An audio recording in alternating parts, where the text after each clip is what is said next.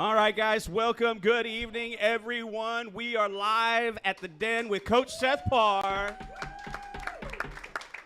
Live here from Nonda's Tex-Mex right here in Anna. The show's brought to you by great Coyote sponsors like Country Charm Coffee, Anna Dental, Pin Oaks Christian Fellowship, and this network is brought to you by City Park Development. And as always, we are joined by none other than the man himself, Coach Seth Parr. Boy, I like how you say that. I get my wife to say it like that. Oh my goodness! It sounds like next week we're gonna have to have another Ann Parr session so that we can let her go ahead and dispute some more myths that have come up on the show. Oh Well, man. hey, let's kick it off. You know, you talked to us. We asked you a question in the post-game interview last week about your interaction with the referees on that fourth down spot, and you Yes. talked about how you were inviting them to the 10:45 a.m. service at Pin Oaks, and we missed you. They showed up. We got to see. They them. were We asking got- about you. They were good. I saw them on the replay that you guys put up with the digital service. Is it digital or if it's what do you call it when you do? I get the Live stream? text meant live stream, but it's you can go back and replay it. Of course, Hear the message always. multiple times. There you go. There you go. Always. All right.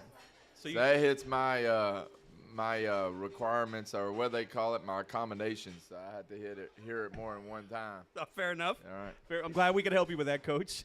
You're a great man. Y'all didn't know y'all were going to my learning needs. No, But we I did not. appreciate that. But that's really Blake. Blake is he's the catch-all in terms of guys there for Oh, no. technology in our church. He's the one that kind of takes that to that level. He's a technology guru. He's pretty good at that. Oh, I'm great at faking it. I'm great at faking that I know Listen, what I'm doing.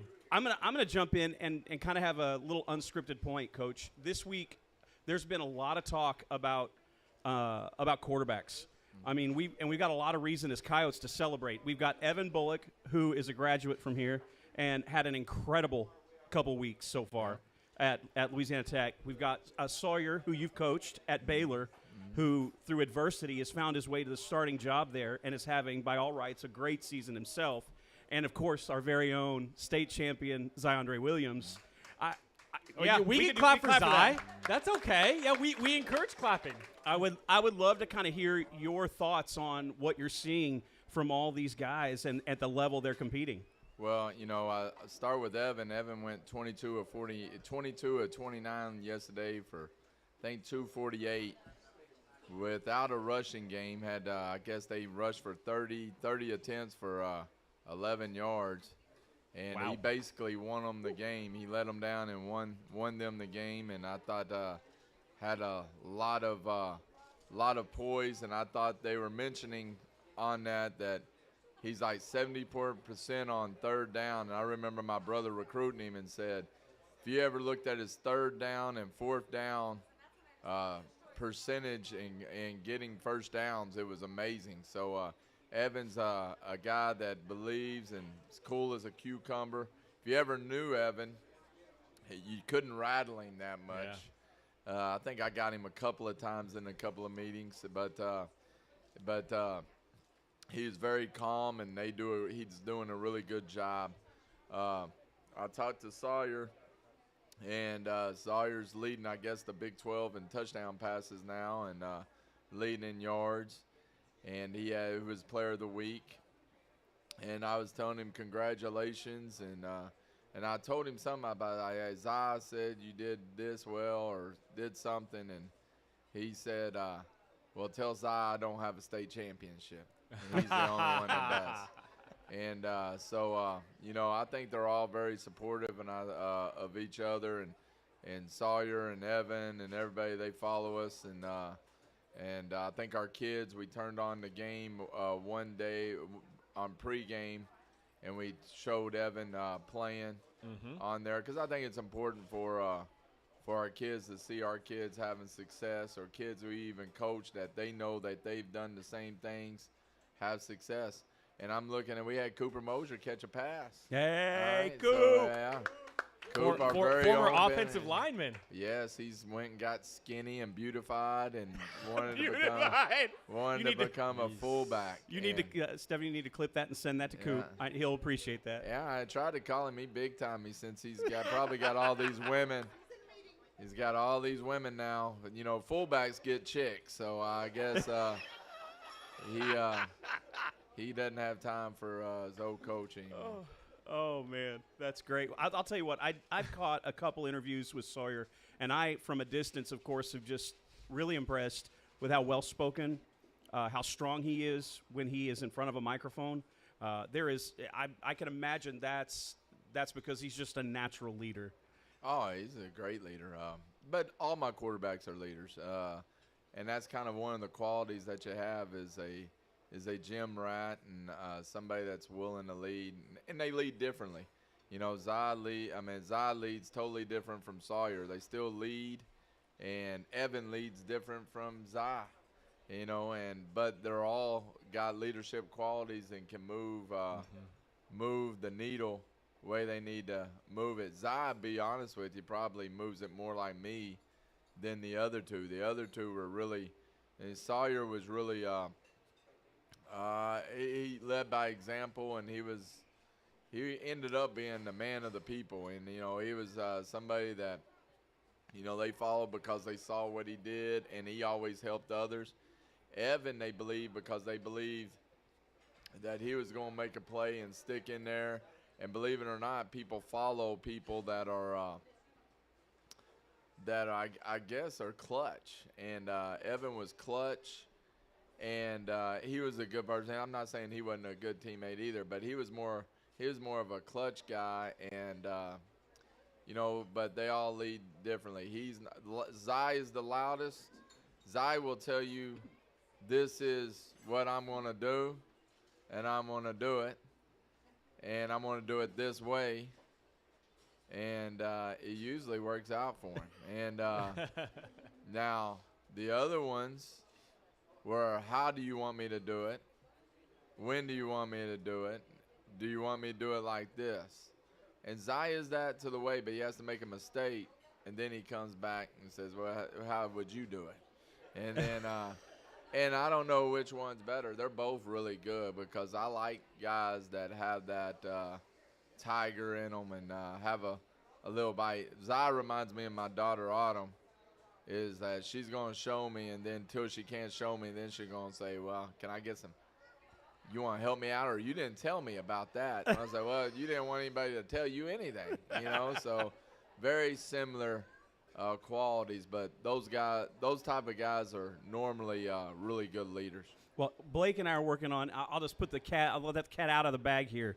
Blake and I are working on a show that we want to kind of put together, and it's all of our guys that have graduated and gone on that are playing at the next level, and put together a little show about what it takes to play at the next level. Yep. So they can see in one spot kind of what our guys are doing at the colleges and these universities that they're at, and what it's taken them to kind of carve out their time, and what it's like, whether it's you're starting at that university and playing, or you're getting redshirted. I want our guys to kind of know that, and so I'm letting the cat out of the bag for some accountability. We're going to get that done, but I'm also letting the cat out of the bag because we're probably going to need your help to make it all happen. No, that'd be great. We had believe it or not, we have a name for that. We already branded that at Coronado.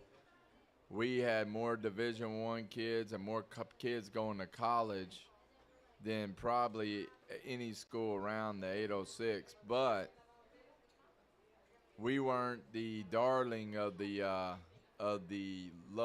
hub city. You know, you had Lubbock Cooper, you had Friendship, you had what was that one school? Lubbock High, but they don't count. They don't count. They don't count in athletics. What's the one that's really good in baseball that just now popped up? Oh my goodness, New Home. Thank you, Coach Rigg. He knew exactly. He spent a lot of time with me.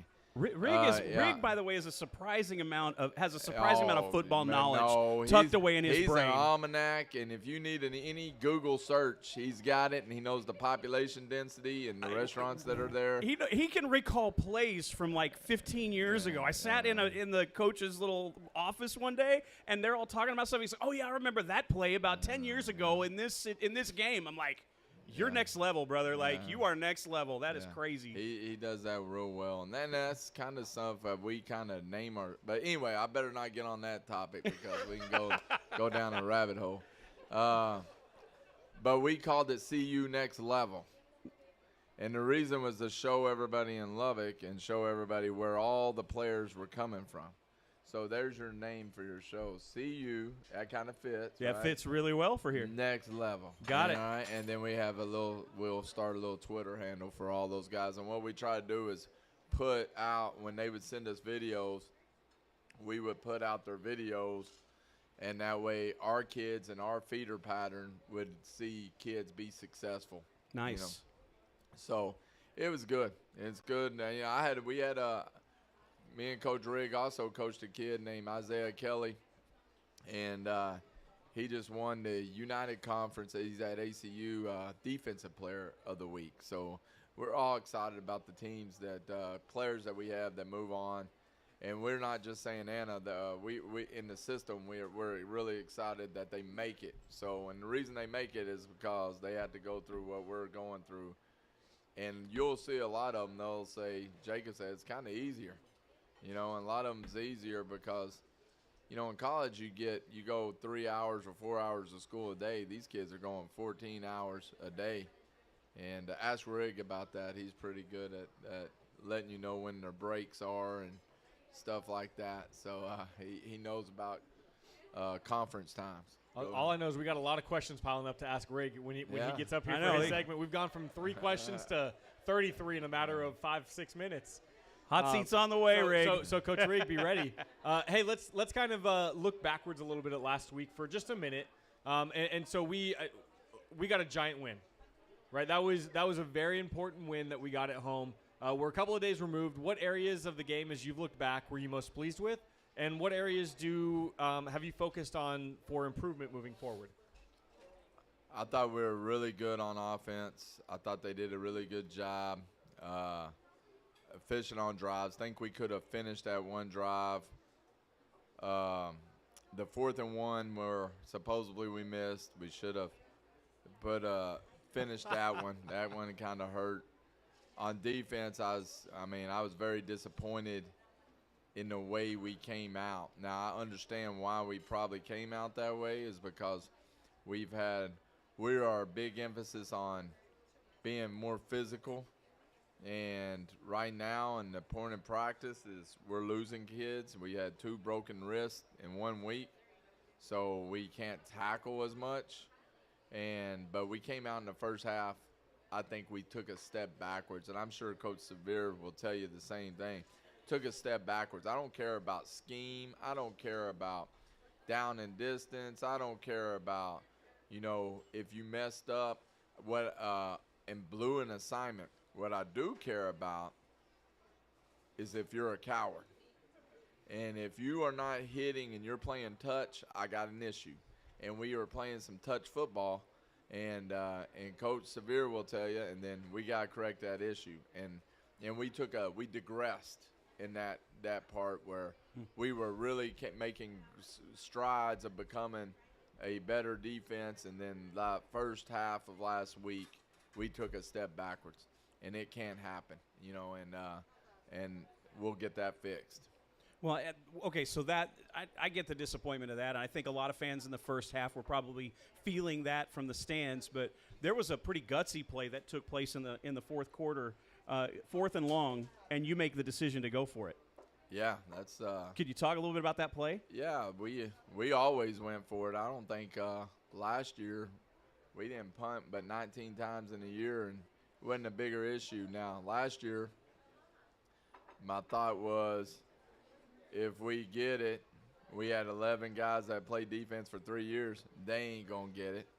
And if they do get it, they ain't getting another one. All right? So we can be more aggressive. Last week, I was like, we need to get up, and if we let them score, we need to get the ball back and go score and then put it back by 14. So I thought they would score. At that time, I thought we needed to have the defense off the field. So, you know, go for it. And, you know, Coach Severe thought, you know, I was probably pretty crazy. That's his first experience with that. But I said in the headset, hey, we're going to go for it. None of the offensive guys even blinked. They were like, all right. And And then I know said, Zai was lobbying you to go for it. Yeah, I didn't face Zai. Everybody's gone for it on offense. Coach Severe's the new one. So he's like, are you crazy? So I could tell by his eyes. I was like, I'm going to go and ask him what he thinks. And then Coach Rigg, I knew he's like, I don't care what he thinks. We're going for this. And I could read Coach Neal. But I wanted everybody to feel like they had a say in it. Well, we were going to go for it whether he wanted to or not. Coach Scott Roop loves going for it. So I had to appease him every once in a while. And we hit. I wish we'd have finished that drive. That was one drive we didn't score that I really wanted, but I thought it extended it. It made us have plays. It took time off the clock, and it was just as good as a punt. Yeah, I mean, it ended up taking another 2 minutes or so off the clock Yeah. and missed Eric by 6 inches in the end zone Yeah. on, what was it, 4th and 3? Yeah. So Two hands for the football. Don't go with one. Sure. Yeah. Hey, I've got a question from our very own mayor and voice of the Coyotes, Pete Kane. Can we hear for our mayor, Pete Kane? He loves it when we mention that he's the mayor and the voice of the Coyotes. Hey, Pete, I stuck up for you. I told those referees when we were having that talk, if they ever talk to you like that again, they will never be in Coyote Stadium ever again. I did talk to him as well, Pete, and they said that he said he knew it wasn't you, but it was another mic. So whatever the truth is, wherever it is, you had people that were lobbying for you down on the sidelines, both on the coaching staff and not. Hey, so Pete asks, how healthy are we as a team? We know we've gotten some nicks and dings and bruises the last couple of weeks. How are we looking? We have, we're good. We have, Ronald won't play this week, but he'll be back next week. Ashton will go to defense, but he's probably around 3 or 4 weeks. His dad's telling me he's giving him calcium something to expedite the growth, so I hope that works. But Peyton's got a broken wrist, but his dad said he didn't care. He'd play. So He probably loved it because he had a club on his arm. no, he doesn't love it. He does not. He's not a fan, but he knew what he was going to do. So he broke it on, I guess, Tuesday and played. Got it set that day. We thought it was his other hand, his hand that he hurt on Friday. And he was hurting, and I said, hey, call your dad if you're hurting too much and go get it. And then and I made a phone call to his dad and said, hey, listen, he's hurting pretty bad, but we need him to play. And he goes, oh, yeah. I know. That's all right. Thank you. Thank you, sir. Hey, real quick, by the way, because Missy put it out on Facebook, they discovered when they did the X-rays that Peyton's growth plates are still open. Yeah. So that kid is not done growing yet, apparently. Yeah. Which is crazy, but lots of wows from the crowd. It's a big old boy. He's a big old boy. Yeah. He's a biggin. Yeah. I already got it set up for his future salaries that 1% of that goes to the quarterback club for handling fees. For handling fees. Yeah, that's right. Well, looking ahead a little bit, we this game is I don't know how to typify this. I know it's no bigger, it's no less than any other game, and I think that's part of the stuff that I hear kind of floating around the program. This is a game, and and we got to win it. But there's some emotional stuff tied to this for some of our guys. How do you approach that as a coach? Well, I read on Hebrews 10, verse 24 through 25. All right, and we talked about doing good deeds. Yes, sir. All right, and not worry about the things that everybody else is seeing. Focus on us, and then the prize will be at the end, right? That's right. And so we read it, and I think I read it right the way you told me, Pastor Phil. And then we went on our way. You can't get caught up in, this person said this person said that. We're getting way too much into that, and we gotta flatten that out and just stick to us and play football and don't worry about the drama. There you go. I like it. So Devotional corner they like it too with Coach Seth Parr. Yeah. We'll take it. I mean, hey, maybe this question might be a little bit more appropriate for Coach Rigg based on your answer earlier, but we got a little drive up to Denison. It's 35, 40 minutes at the most. And I got a report on how to get there, and we're talking about that. This comes Okay, go from ahead. Scott Roop. You're going to go down 121 to 69 to get to Denison, I believe, and don't go down 75 on Friday. You won't get there on time. So 121 to 69, and it'll hit Denison. 121 to 69. Well, listen, I mean, we did a little research, you know, as we sometimes do, and we found a few restaurants in the area. I'm gonna read out a list to you. You tell me if any of them sound like somewhere that fans should hit up on their way to the game. All right. So we've got there's a Texas Roadhouse both here and in Sherman on the way to Denison. There's a Buffalo Wild Wings. There's a place called Cackle and Oink Barbecue. And then there's also, we put down a one and only burger. Any of those think like, hey, that's where the Coyote fans should stop on their way to the game? What I'm hearing is Huck's. This place, Huck's. Oh, there you go. Huck's is yeah. Hucks, Huck's Catfish. And I tried to get it for our players. Maybe not the fish, because we had to ride home on a bus. But we're trying to get their chicken. But I guess they only have certain hours, and I heard they're going to be real busy, so need to arrive early at Huck's if you're going to get there. So 5:30 dinner at Huck's, so everybody can be at the stadium by 6:45, 7 o'clock before the 7:30 kickoff? Sad, not a 7:30 kickoff, 7 o'clock. It changed to 7? It's always been 7. Max Preps is wrong. Oh, see. Not on our end. It's 7 o'clock. They're one of the ones that fall into place with the system.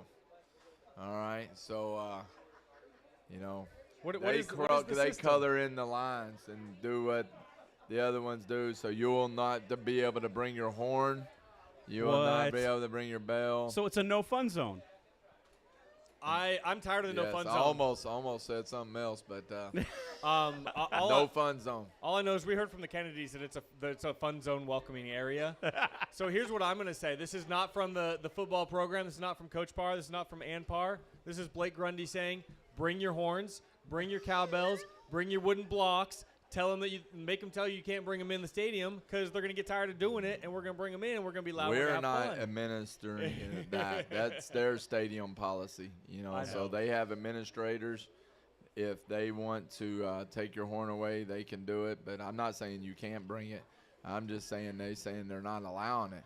But I don't know who the horn police is.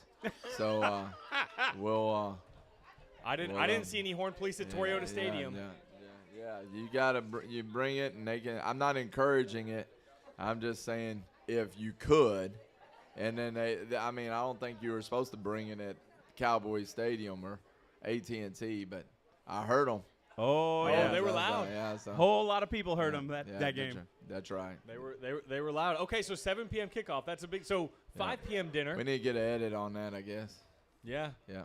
We do need to get an edit on that. Max, see, we were looking at Max Preps, and we just had it all wrong. Yep. But, you know, we find things out live on the show just like you guys do.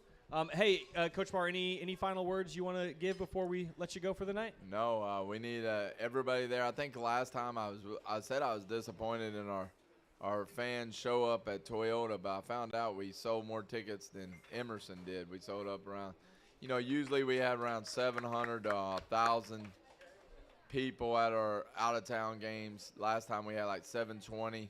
So, we need to don't assume anything. Enjoy win. Just remember, probably around 5 to 10 years ago, Anna wasn't in a position of winning.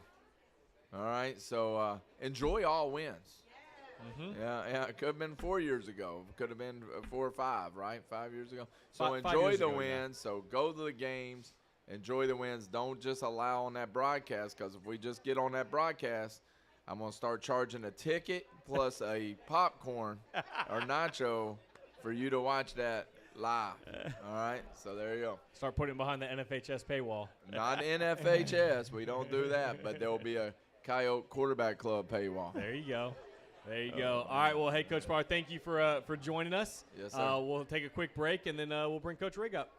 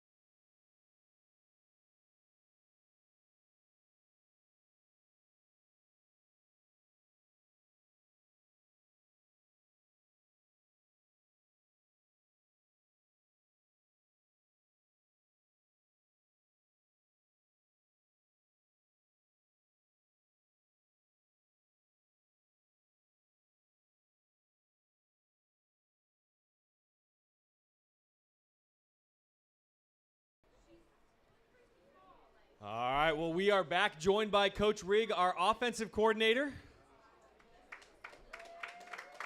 Pause for applause. Yeah. You got a little bit there. We'll wait. Apparently you scoring 50 points a week just isn't going to cut it with these people. Old hat now. We got to get 90. mean, We got to it's get kinda 90 getting for some boring. applause. Well, hey, so the offense kind of moved you guys into pole position, right? Yeah. You guys are kind of in control of your destiny now, which is a good place to be in. And it's nice that the offense finally showed up. Yep. It's good. Right, it's been a long road for the offense to show up and put some points on the board, but they finally did it. Struggle bus, It's yeah. just, It's been really bad. Hey, listen, so I kind of know. Tell us what pleased you the most during last week's win over the formerly undefeated Dark Alley. Yeah, I think the big thing, we played a lot cleaner. We talked all week about playing a clean game, not having mistakes, didn't have the turnovers. We did, not get the 2 4th downs, but we played a much cleaner game. Didn't give any dumb turnovers, didn't give them good field position. Anything along that line, I thought, Zai, maybe statistically, he may have had better games this year, but it was one of his best performances, I think. He really seemed like he was in control of the offense, made some great throws. We had some guys, like an Eric Bowen stepping up and making a big play. I wish he'd put a second hand up and gotten that second touchdown, but, we'll take the one he got. It was a really good play by him. Well, For sure. one of the things I want to talk about is we've slowly been watching this player take more and more like a center stage, right? Michael Kennedy has been making more and more noise every single week, and last week with 7 catches for 138 yards and some pay dirt getting a touchdown. Talk a little bit about him and what it's like to have these kind of guys that are honestly pretty deep. Yeah, and so we had Ashton get dinged up. He's got to play defense for a few weeks. And Michael had been learning the offense, has been around it, has shown some flashes here and there, but he was really kind of pushed into a central role in the game plan. We knew we had to have a lot of big plays from him, and he really showed up. I mean, had a humongous game, had the catch and run where Ace got a huge block for him. He takes it all the way to the end zone on the fast screen. Just had some really exciting plays, caught some verticals. We had issues with, bringing verticals in and actually getting some of that vertical passing game going. He did that. I mean, kind of did it a lot of different ways, which was exciting to see. Yeah, guys better wrap him up, by the way. Yes. Because if you don't wrap him up, I think he had something like 70-plus yards after catch. Yeah. That's crazy. Yeah. Out of the 138, half of them were after the catch. Yeah. That was pretty wild. And you're not going to catch him. There's But no doubt about by the that. way, has that DB gotten off of Ace's block yet? Or is he, No, is he he is still stuck not. up on it? Ace is actually going down 75 right now. You can catch him later on. I love it. I mean, Michael Kennedy had a huge game. We're moving into kind of the home stretch of our season, right? We're winding down the regular season. We still have 3 really important games in front of us. Yeah. So what's your messaging as you move forward through this last section of the schedule? Yeah. This week's really important game. I know Denison sort of started off a little rough, but I mean, they've won the last 2 weeks, something like 94-0. They're, a team that they had a lot of kids out at the start of the season, had some kids return. They're starting to play better than what they were. And, telling our kids we're going into this game, we got to be sharp going into the game, play a clean game, do all the things that we've been doing, that we've been building on, and continue to build on those things. Don't take a step back regardless who we're going against. It's got to be the same focus, the same lock-in. I love it. Hey, you have you have some guys on your offense that are really high in state leader rankings as well as district rankings, right? So for those of you who don't know, Zai is leading the district in passing. He overtook that title last week. And he's up by 1 yard. Over Hayes, so he overtook Yardage, that. Chum is the leader in touchdowns in the district. He's in the top 15 in the entire state, I want to say, number 14 or something. Number 14 in the state. And Zai is like 14 or 15 in the entire state in total yards. We've got guys littered all around that. Kind of talk about what that means to you guys as a program to see some of that happening. Yeah, it's always exciting. We've had some of those guys we talked about earlier. We had Sawyer was number 2 in the country in passing at one point. We've had some really good players with that, and that's just exciting for those kids. It gets them the recognition they've worked for, and kind of getting some of stats are great, but the stat at the end of the day that really matters is the win. Is what we talked about. So they're doing a good job of doing what they're practicing on the practice field, taking it into games, and the results kind of follow. When we do what these kids are talented enough to do it, it's great just seeing that kind of parlay onto the field. And we see it. Right. I don't even really need to look at the stat line every week to know that, that's what's going on. We are a top-tier team. We know that. But them really putting that into action, then you see it, on a stat line on Saturday and Sunday when it comes out, and it's no shock. I mean, Edward Chumley getting 5 touchdowns, that's, just another day in the park. Another day in the park. By the way, I don't Nice know day if I say park. Chumley's at 20 touchdowns on the season right now. 20. That's what he had all of last season. Yeah. That's pretty incredible. And that includes through the state title game was 20 touchdowns. Yep. So he's at 20 before the regular season is over. With 16 games Yep. to get there, right? Yeah. 16 Yep. games. 16 so- last year. Yeah. Well, okay. So we are afforded the opportunity to before game. Our crew sends out predictive scores, Yeah. right? We're predicting the score. Yeah. Are you gonna ask him to predict the score live? No, on the I'm not coaching gonna. I'm show? not gonna do that. But I I was like, am. Coach I Rick is am gonna back away from the mic. what are your expectations for this offense going into this game? Really just to build, like I said, build on what we've done so far, play a clean football game, don't have turnovers, don't have dumb penalties, missed blocks. Like on the 4th and 1 this week, we played a very clean game, but we have a miscommunication on the right side on someone's sitting down or someone's climbing, and we just tried to do too much. We tried to do someone else's job, and that's why they ended up, getting someone coming through and doing that. So not having those sort of middle errors, I think, going along with any major errors, but not having any minor errors this week. I thought you were going to say 67-24. So because that's the all-time win-loss record of OU versus Missouri.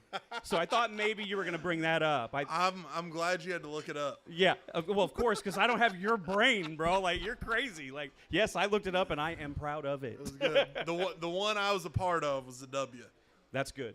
So welcome back to the Coyote Coaches Show. Hey. We can have all the fun we No want. doubt. We can have So all the. what I heard from probably. Coach so. Riggs. What I heard from Coach Riggs' answer is he expects 6 touchdowns out of Chumley. I he heard expects that. another 5 in the air from Zai, plus probably another 2 or 3 from Tristan when he comes in, and so we're up to about 87 points Yes. right now. And then we'll get Coach Severe's expectations for defense in a little bit. Yep. So Did we quote you right on that? If we can lock that in right now, I'm all good. Okay, we're locking in the over-under at 87 points for our offense. Hey, I've got to ask you about the best Olympic basketball team. James Chumley said that if I don't, that he'll never show his face around here again. The best Olympic That's basketball. all he said is ask about the best Olympic basketball team. Oh, yeah, That's I literally mean- what he said. We got a group of guys in the office, kind of with some staff turnover comes some new guys, and they have some very interesting takes on what good basketball looks like. They tend to think that some of the new era guys are considerably more talented and better basketball players than the dream team. People called it a name for a reason, and they think if you get beat by South Sudan, I think was the country that makes you a good team. But back in the good old days, we were beating the USSR and beating Croatia and all these teams with a bunch of NBA players. But apparently, if you have a replacement level NBA player, you're able to beat the U.S. team now. So we'll just leave it at that. I mean, I'll just make it very clear. Basketball is like my number one jam, right? That's my deal. Anybody who says that there's a better team than the dream team that's ever existed is just. We can have some words off camera I later. mean, you can hear in about 2 sessions, I think, with Coach Rodriguez. Oh, Coach Rod! it's Rod! Oh, come Now we on to the know. Thunderdome, baby. Let's go. Well, hey, Coach Rick, any other comments you want to give after your 87-point prediction? No, before we let you go? I think that's good. I got plenty of words put in my mouth for one session. Awesome. Thanks, well, hey, Coach. Coach Rick. Thanks for joining us. Perfect. Thank you, guys.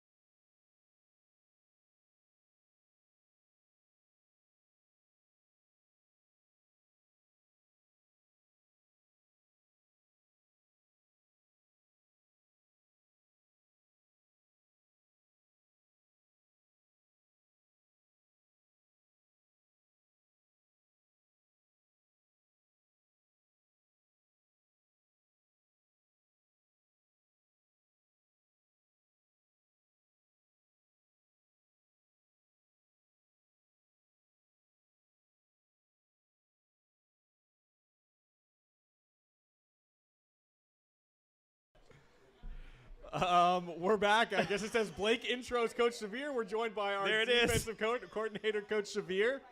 We're joined by our defensive coordinator. There we go. Little love for him.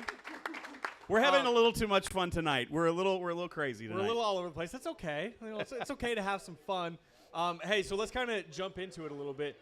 I know talking to you after the game on Friday, you weren't exactly pleased with the defensive performance as a whole. But I'll say this: we got the stops when we needed them the most, right? That's a very good offense we went against, and we got some big stops when we needed it the most. But there are clearly going to be some things that you see that maybe us as just normal fans might miss. So what does this unit need to focus on heading into this week? The biggest thing is our physicality. I thought, especially in the first half, second half we played a lot better, but in the first half, I just thought we took a step back in the sense of not playing as aggressive, not playing as physical, our tackling. We had like Coach said, we had a pretty physical week of practice.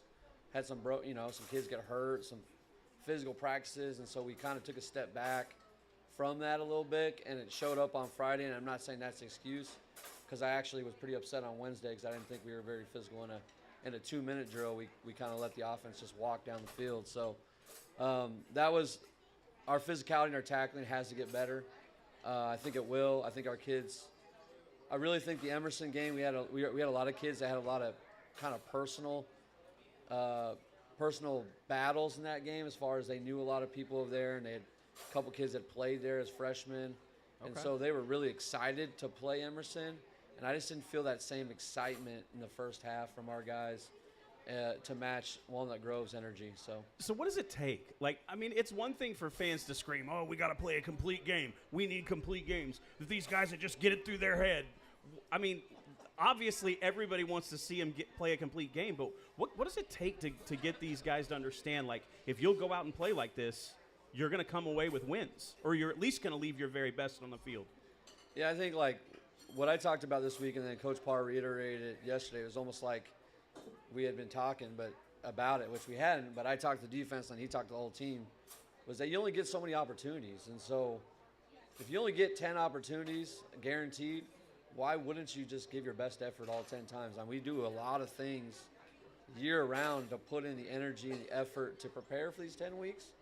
And so all the work and all the time and all the commitment you put in, it just seems crazy to me not to give your full attention to, it doesn't matter who we play, but your full attention to the game, because that's really the payout. That's the payoff, right? That's the chance where you get to show all the work that you've put in. You get to reap the rewards of the effort and the sweat equity you've put in.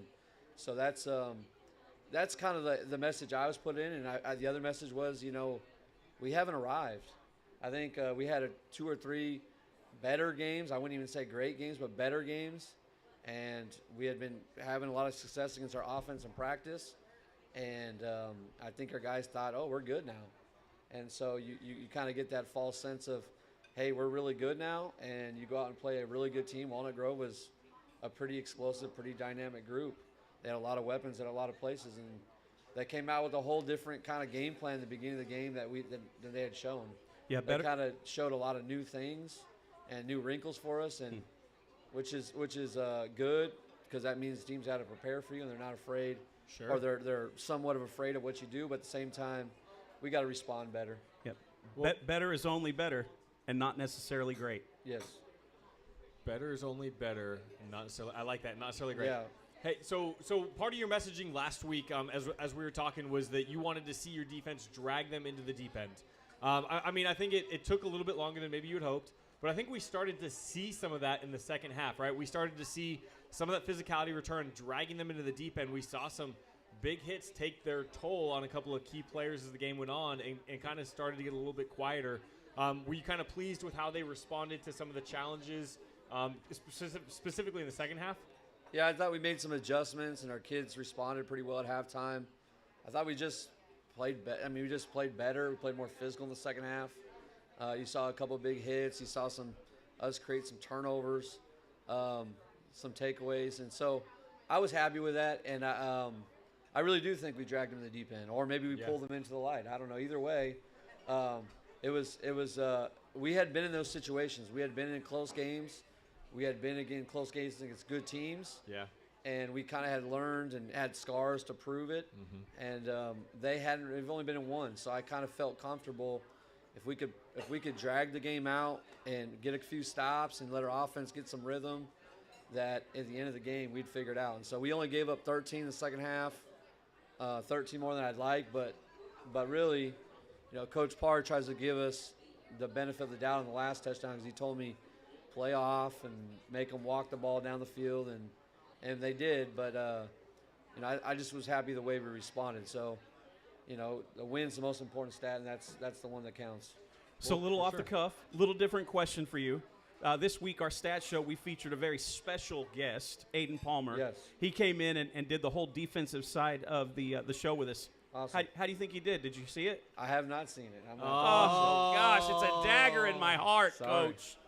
It's a dagger in my heart. I got 4 kids at home, and That's a good. That's trying to watch my daughter play college soccer. And all right. Good excuses. I don't have a lot of free time right now. Good Well, excuses. hey, how about anybody out here? Did you guys see Aiden Palmer? How did you guys think Aiden did? Aiden, if you're watching at home, you're getting a round of applause in here. He killed it. I think that part of the reason why we saw him do so well on the show, and he was really well spoken and really eloquent and shed some really good light. But that kind of shows the character of that young man, and you've got a smattering of guys with some really good character around that defense. There's one of them sitting over to our left off screen. Jojo, I think, is a pretty solid guy. Kind of talk about the importance of having guys with that kind of character to help anchor and lead your defense. Yeah, it's hard. When I first came, I'm like, man, we have a lot of guys who just haven't played, a lot of lack of experience. But you see kids who are just hungry, like want to get better, want to learn, want to do what they're asked to do. And so we have a lot of really good just people, and that's exciting, because when you have good people, it makes coming to work fun. It makes working with them exciting. You know that they care. You know that they want to do well, and so you know that it's not them not making a play or them not doing something. It's not because they want to do it their own way. They want to do it the right way. They're just learning how. And so I've enjoyed working with them. I mean, really all the kids, but like it's crazy to me how many really good juniors, like just good people and good kids and students and juniors and sophomores that are usually you see it their senior year, they kind of start to figure it out.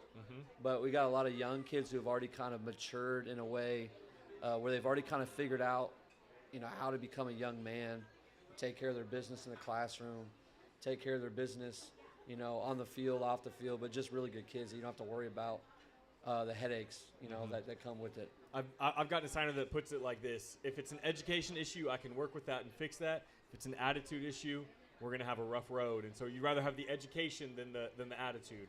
Yeah, sure. and that's, you don't coach high school football if you can't deal with some of that other stuff too. And that's part of why we do what we do, because a lot of the kids that come to us are really aggressive kids by nature, really sometimes immature kids by nature, and that sometimes this game and the us helping and kind of the family atmosphere and sacrifice and all the things you put into the game kind of helps turn that around, helps teach these kids. Some of them really need that, need football more than maybe football needs them. So using football as an outlet to help those kids is really important too. So you don't want to throw those kids away, but it's nice when you get the kids that already kind of get it on their own.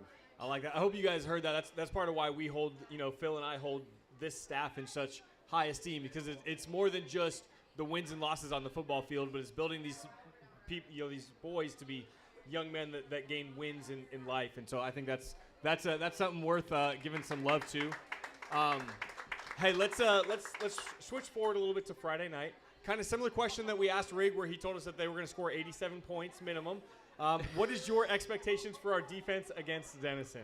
And by the way, we'll translate what he says for you guys. Yeah, we'll let you know what he says. So in the great Herm Edwards speech, I think he said we play to win the game, right? We play to win the game, something like that. Yep, I think I've heard that. So that's the goal, right? Is to get a win. I mean, I think for defense, for us, it's just about getting better and continuing to improve on what we've done and stack good practices and good games. And so, like I said earlier, it's one of our 10 opportunities that we're guaranteed.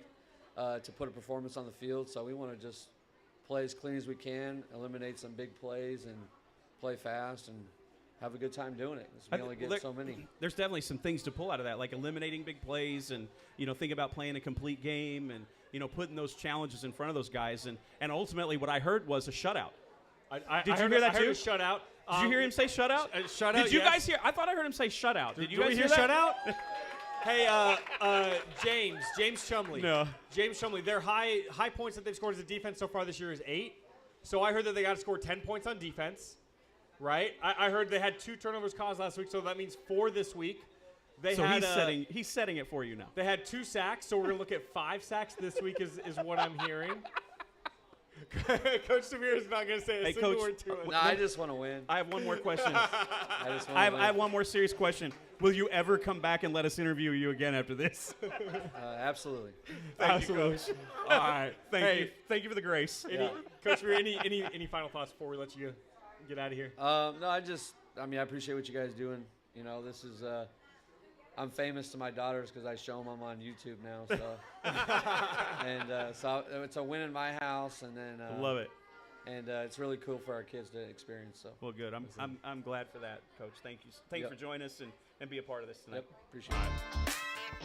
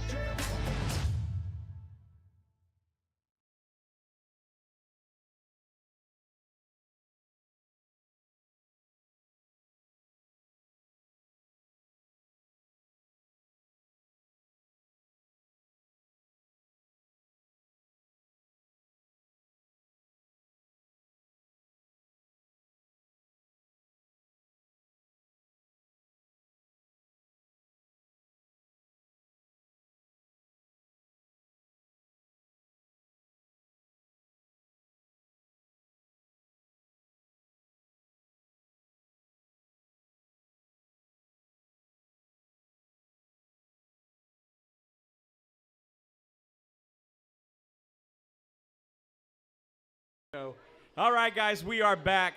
Thanks so much for taking a look at the sponsors and all those that during our break that have supported this program. We really appreciate you doing that. But we are now joined by Coach Rod. Rod is in the house. Hello, what's up?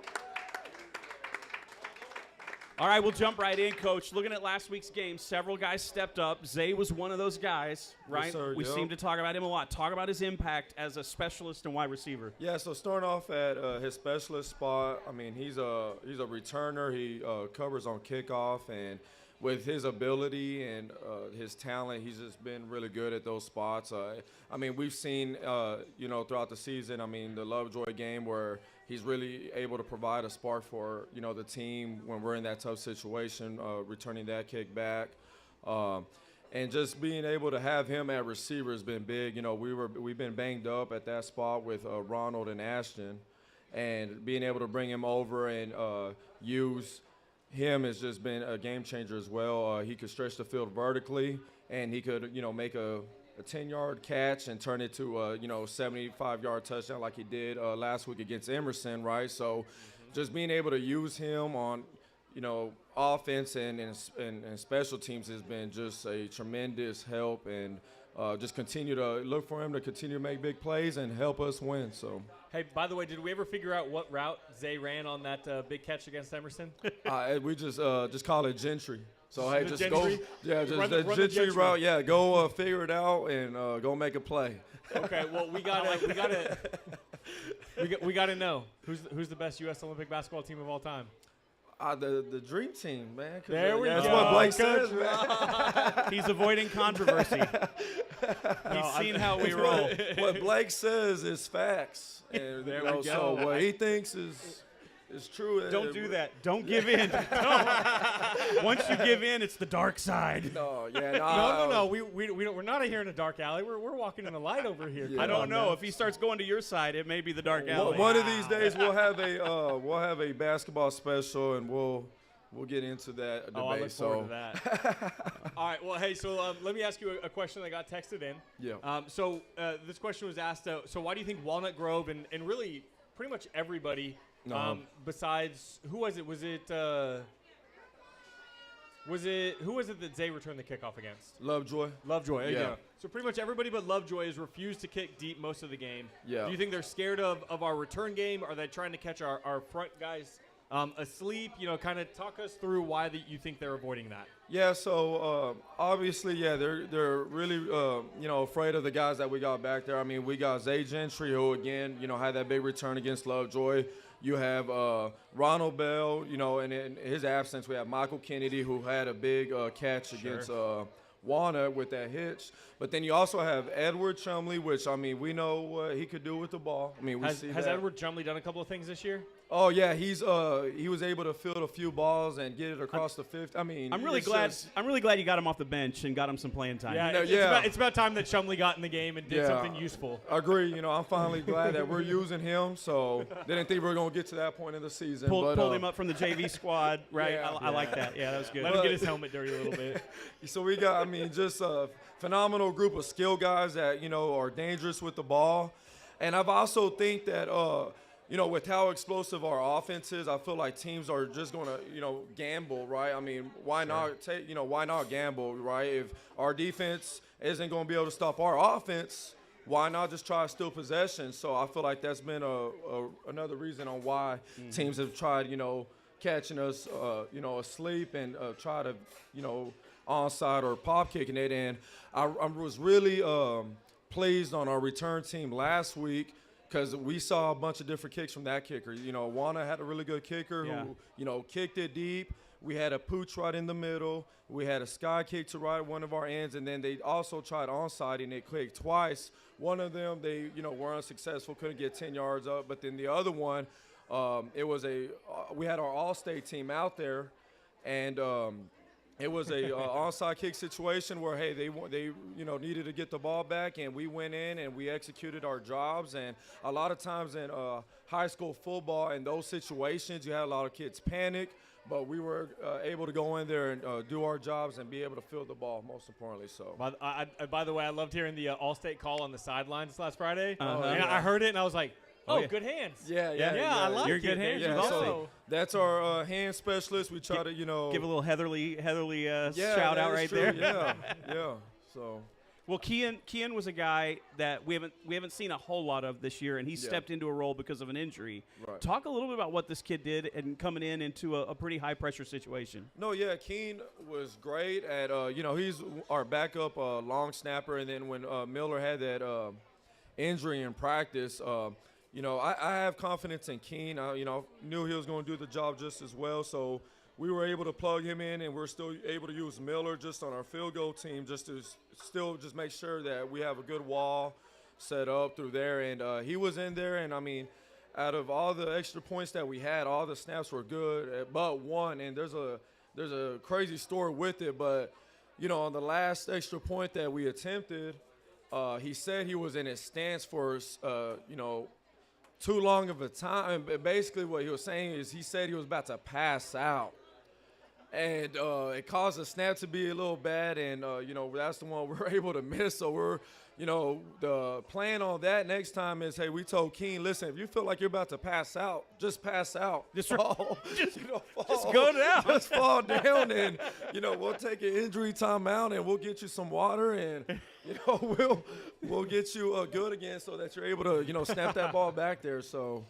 Oh, I was pretty impressed with Rowan's hands on that one to go wide and catch that. Rowan did a great job of trapping the ball and still giving us a chance to be able to get the ball through the upright. So, he's, again, just been a great specialist guy. So, I love it. Hey, so you heard Coach Rick say it. Yep. 87 points is the target number with the minimum of 5 passing touchdowns is what was declared. So that means there's going to be lots of room for some receivers to eat on Friday night. Yes, sir. Are there any bets going around with these guys in that unit of who's going to have the most TDs, the most yards? Are they competitive like that? No, I feel like our guys are as far as most yards, I feel like they're more just competitive and pushing one another. I mean, you saw that play that Ace had that helped Michael score, and I hope he gets 4 stickers for that. I hope y'all give him 4 stickers for that block. We're gonna go home and get 4 stickers for Ace Trailer immediately. Just for that, just strictly for that block. I mean, I feel like our guys are supportive of one another, and they're more worried about getting each other open and what they could do to help benefit the team. And, that's really good because, I mean, there's been times, too, where we've been in a situation where, hey, a receiver's upset because, so-and-so is, getting more of the targets or more of the touches. But, with our offense and with the guys that we have, week to week, the guy that is making the plays or getting the most catches could change, right? And that's good. We want ball distribution in our offense, and that means that's when we're really clicking, and that's where we're having the most success. So we have so many flashy guys, right? Like there are a lot of guys that demand your attention, right? But it's the guys that are under the radar. Yeah. And I'll just say it for whatever it's worth. Ace Trailer is a workhorse. No, yeah, Ace that Trailer. That guy he is so solid. Yeah. Mr. Reliable, man. Like, by the way, I looked at Live 360. He's now going down 380, heading west. Wow. Still blocking that young man, taking him back to his high school. Yeah, it's the Michael Orr block right on the blind side. He's taking him to the bus. But one of the things I say about Ace, and I keep coming back to this, is he is so well spoken. Yes. He's got such a great head on his shoulder. Yeah. I really feel like from his maturity standpoint, he brings something to a team that is just really hard to replicate. No, right? Yeah. And that's growing up. That's school coaches. He's taking it all in, and he is spitting it back out every time I'm around him. No, yeah, man. He is like I could have a 30-minute session on just Ace Trailer. I mean, he's been awesome. You guys ready for another 30 minutes of the show? Not gonna do that to you guys, but freshen up the desserts. But the other one too is Rowan Nylander. I mean, he goes and I mean he scores on that one touchdown. So that's another Mr. Reliable. He's gonna get his hands dirty too. He's gonna finish some blocks. He's not scared getting into the trenches, and he's gonna make some big time catches for us as well. So. Well, you got any closing thoughts before we wrap this up? Nope. Open mic time. No, sir. No. I'll say you don't want to talk about Michael Jordan, LeBron James, or anything like that. No, like I said, hey, what Blake says is what is facts. That's how it's gonna go. Yeah, that's the if truth. 6'1" JJ Barea can lock down LeBron James, he can't be my GOAT. My GOAT would never get locked down like that. Facts. Never. Hey, have you ever eaten at Huck's Catfish? No, I have not. Okay. No. Well, so we got a lot of recommendations. So just a reminder for our Coyote fans as we get ready to wrap up, Huck's Catfish is the place to go eat before the game. If you're not going to stop by Nanda's on your way out, you can always stop by Nanda's. 7 o'clock kickoff. Yep. Thank you, Mayor Pete Kane. Appreciate that. Once again, a shout out to our mayor. Yeah. We love that our mayor supports our high schools and our kids and our town like that. 7 o'clock kickoff. Okay. Get there early. They need to be there. How many people do we need to bring? Should the whole town. The whole town? Yes, sir. Yeah, the whole town. Okay. I like it. Yeah. The whole I like town. it. We're The whole shutting town. everything down. Yeah, Standing shut it room all only. down. Shut it Standing all room down. only, Yep. right? Yep. Carpool, because I don't know if the parking lot's that big. Yeah, carpool. Yeah, y'all. Well, Albertsons. You can park at Albertsons. This is getting really bad, so I'm going to say this. That's going to bring us to a wrap. We'll see you guys out in Denison at 7 o'clock for kickoff. Hope the guys drive safe, get there safely, be ready to be loud. Let's cheer on our Coyotes to hopefully to another victory. Thank you. See you guys next week.